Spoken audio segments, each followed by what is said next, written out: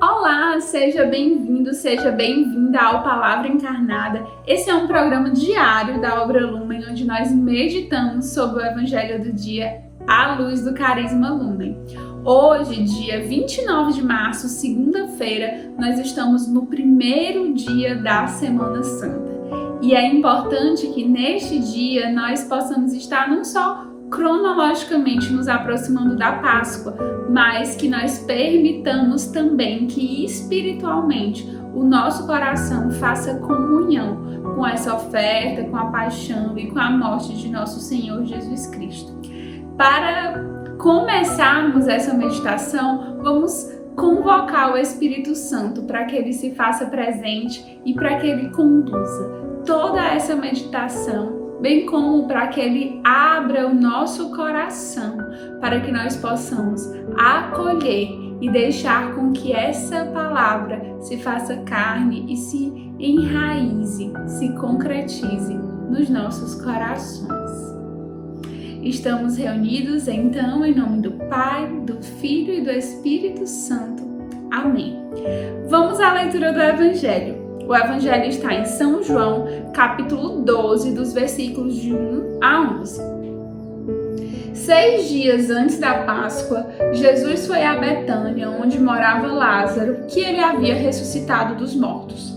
Ali ofereceram a Jesus um jantar. Marta servia e Lázaro era um dos que estavam à mesa com ele. Maria, tomando quase meio litro de perfume de nardo puro e muito caro, ungiu os pés de Jesus e enxugou-os com seus cabelos. A casa inteira ficou cheia do perfume do bálsamo. Então falou Judas Iscariotes, um dos seus discípulos, aquele que o havia de entregar. Por que não se vendeu este perfume por 300 moedas de prata, para dá-las aos pobres? Judas falou assim, não porque se preocupasse com os pobres, mas porque era ladrão. Ele tomava conta da bolsa comum e roubava o que se depositava nela.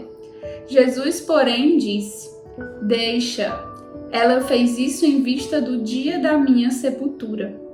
Pobres, sempre os tereis convosco, enquanto a mim, nem sempre me tereis.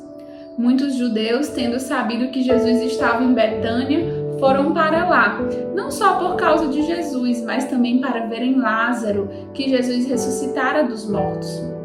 Então, os sumos sacerdotes decidiram matar também Lázaro, porque por causa dele, muitos deixavam os judeus e acreditavam em Jesus. Palavra da salvação, glória a vós, Senhor.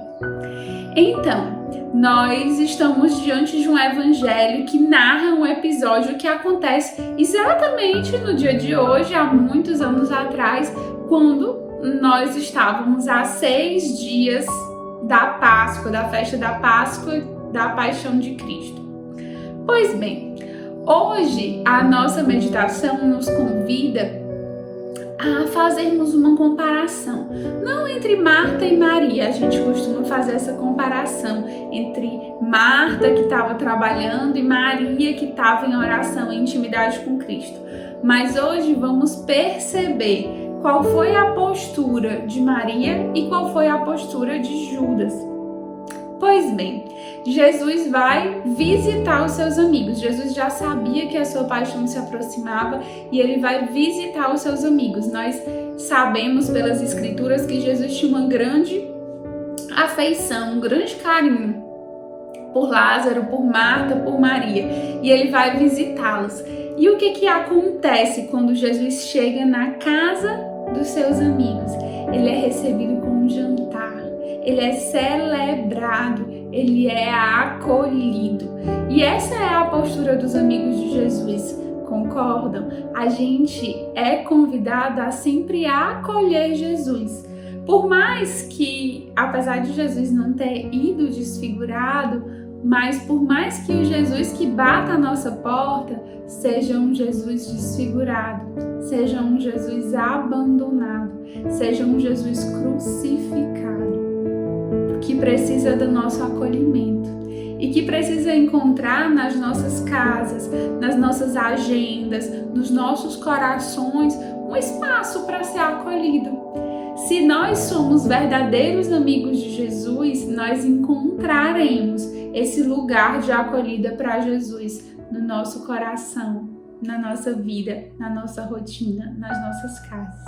E Maria, mais do que acolher, ela faz um gesto muito simbólico. Ela derrama um vidro de perfume muito caro para ungir ali os pés de Jesus. Os cálculos da época dizem que o valor do perfume que Maria derramou aos pés de Jesus era como se fosse o que um trabalhador precisava passar o ano trabalhando, mais ou menos, para receber aquele valor. Isso para vocês terem noção de como de fato era um perfume muito caro. Mas Maria amava muito Jesus, e quem ama não tem medida, quer ofertar tudo, quer ofertar a vida, não fica se prendendo se é muito caro, se vai custar muito, se vai perder o conforto, se vai deixar de ter aquele perfume. Quem ama, ama sem medidas. E esse é o amor que nós também desejamos ter por Jesus, um amor que ama sem medida. E aí Maria acaba antecipando, né? A gente sabe que quando Jesus morre, ele é enterrado às pressas, não tem aquela preparação do corpo, não se colocam os perfumes devidos, né, o embalsamamento, e Maria derrama o perfume, perfuma a casa toda, e Jesus, né, fala que ela estava fazendo aquilo também em vista da sepultura dele, porque existe uma profecia de que Jesus é esse vaso de perfume que com a sua morte, né, com a sua cruz, esse vaso de perfume se quebra, mas se quebra exatamente para espalhar o perfume da salvação no mundo inteiro. E nós, né, como imitadores de Cristo, somos também convidados a nos quebrarmos, a nesse tempo de preparação, de fazer comunhão com Cristo, além de amá-lo como Maria, nós imitarmos a postura de Jesus, que é capaz de dar a vida, que é capaz de se quebrar, de fazer um sacrifício de si mesmo, para que o perfume da salvação se espalhe por toda a terra. A nossa missão, ela também passa por isso, talvez em menores proporções, mas a gente é chamado a também deixar que a nossa vida seja consumida e perfume o mundo inteiro com a nossa vocação, com o nosso chamado específico, com o nosso carisma. Pois bem, do outro lado a gente encontra Judas. E Judas, ele não consegue entrar na dimensão espiritual desse belo ato de Maria.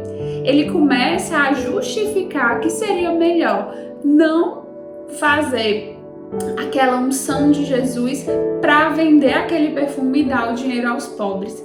Mas Judas fala isso, mas no coração dele a intenção é outra. Ele queria o dinheiro.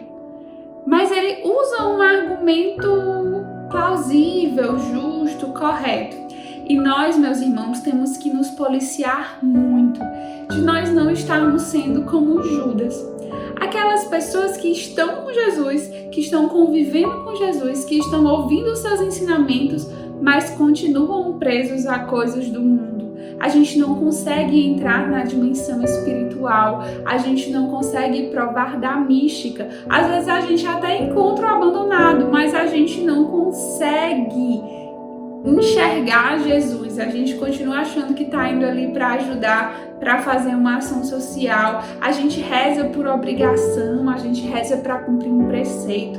A gente às vezes está preso no nosso bem-estar, no modo como o mundo funciona. E o que essa Semana Santa quer causar em nós é essa mudança de perspectiva. A gente romper com o mundo, amar Jesus sem medidas e ser capaz de ofertar tudo como Maria ofertou.